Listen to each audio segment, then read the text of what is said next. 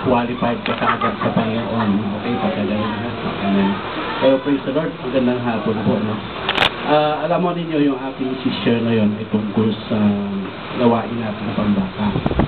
At sa mahabang panahon po na aming pag-share, hindi yung namin na-transfer sa inyo, no? Kasi one day ay kayo naman yung magtuturo sa mga bata. At the same time, kahapon po kasi nakita namin na palagok at marami po yung mga bata. Ang susunod na magtuturo, palagay ko lang, kung hindi, Kuya Marco, malayo pagdating ng araw, di ba? Okay.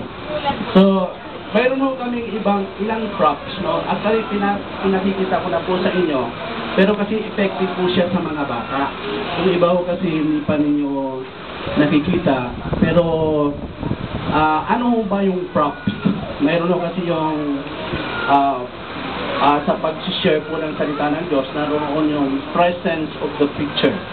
O kung paano siya tatayo at paano siya pag-preach.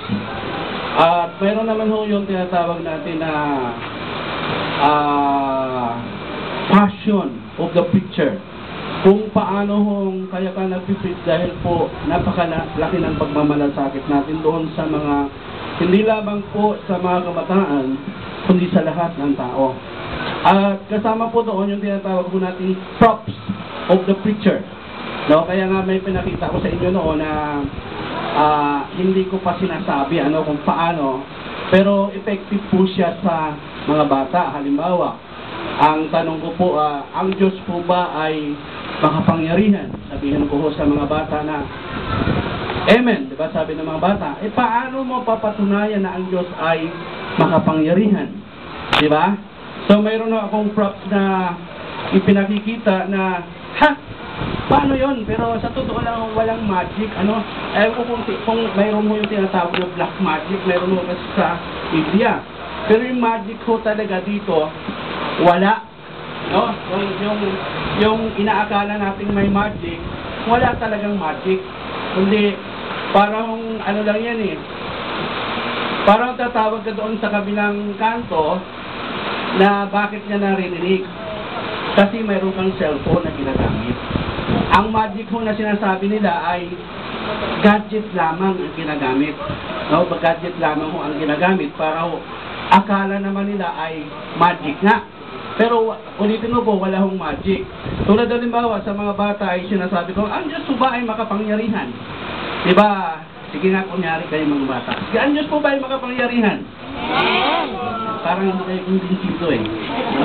Pero totoo po yan kasi sabi ko, tingnan nyo, sabi ko, ang lahat ng bagay ay nilikha ng Diyos. No? At sabi ng Diyos, likhain ko ang langit. At nung ito ay kanya nilikha, sabi ng Diyos, ito ay mabuti. No? Tapos sabi niya, likhain ko ang araw, ang buwan, ang lahat ng ito ay likhain ko. At ang lahat ng ito ay sinabi lamang ng Diyos at nakikita kaagad. So sabi ko sa mga bata, mga bata, naniwala ko pa kayo na ang Diyos ay makapangyarihan? Oo, kasi sabi ng Diyos, kung sinabi na may lalabas yung ganito, lumabas nga. Parang ganito ho yan. Di ba? Kita niya, wala. May ipapakita ko sa inyo, lalabas. May pinagawa ako nito eh. Kita niyo, di ba? Saan kayo? Bakit yung dito? Wala naman akong pinagtaguan, di ba? Tapos, anytime na dahil ang Diyos ay makapangyarihan, pwede mong mawala lahat ito. Pwede niyang kunin ulit lahat. Kaya, pwede mong sabihin ng Diyos na mawawala na naman yung aking pinakita sa inyo. Wala na lang. Kita niyo, nawala na naman. Dahil kasi ang Diyos ay makapangyarihan. Ayan o, ang bata lang. Ang bata lang. Tayo ang Pilip na Pilip, ang bata lang mo yun. May gadget po, pero nakakatulong din sa atin, di ba? Amen po ba kayo? Kasi ganito po yun. One word is worth 1,000 picture.